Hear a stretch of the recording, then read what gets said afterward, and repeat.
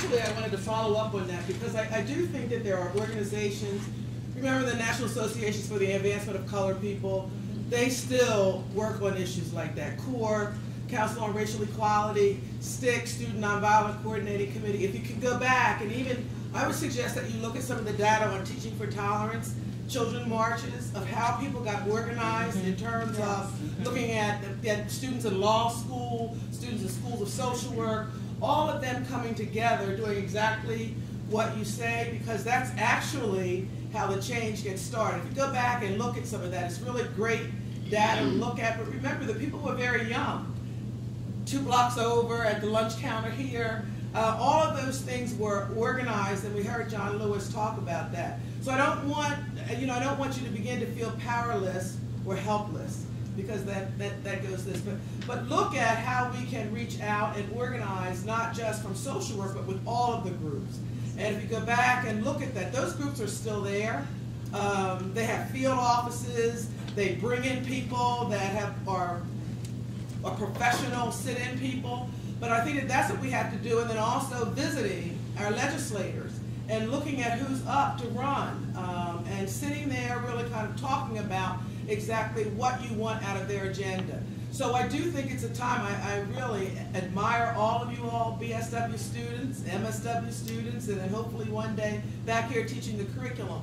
Yes. But organizing that community can give you so much energy. I know it takes a lot of energy. Don't forget to also use your public defender's office to go in there and talk about when someone gets arrested and does not have, what can they do so that people can get these toolkits. Again, we talked to La Raza, and they also are willing to come in and have field offices. So there's a lot of people out there.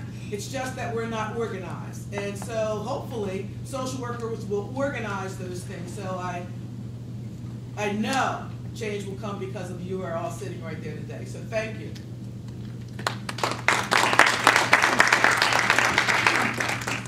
Closing comment? I just briefly wanted to say thank you so much for your presentation. I'm from Arizona State University, so deeply touched by everything you had to say.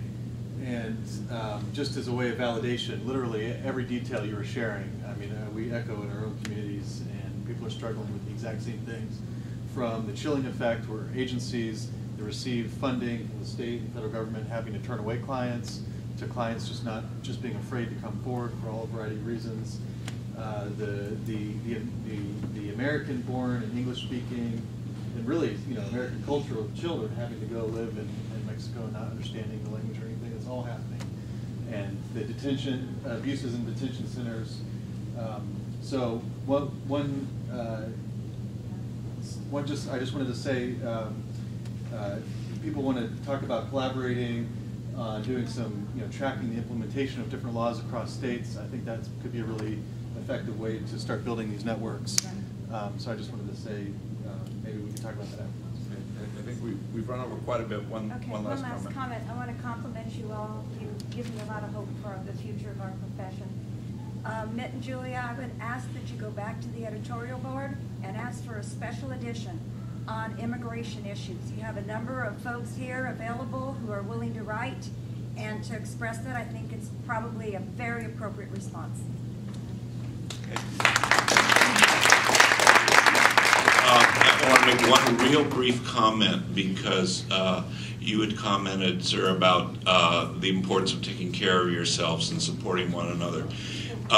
The editor of El Informador, who was unable to be here, actually, I first met him because he interviewed me wanting to know my perceptions of the Latino community in Dalton. And I didn't hesitate to respond that what I really felt good about, warm about, is the value that they have for family and the value that they have for community that comes first, above individual achievement, above selfish goals.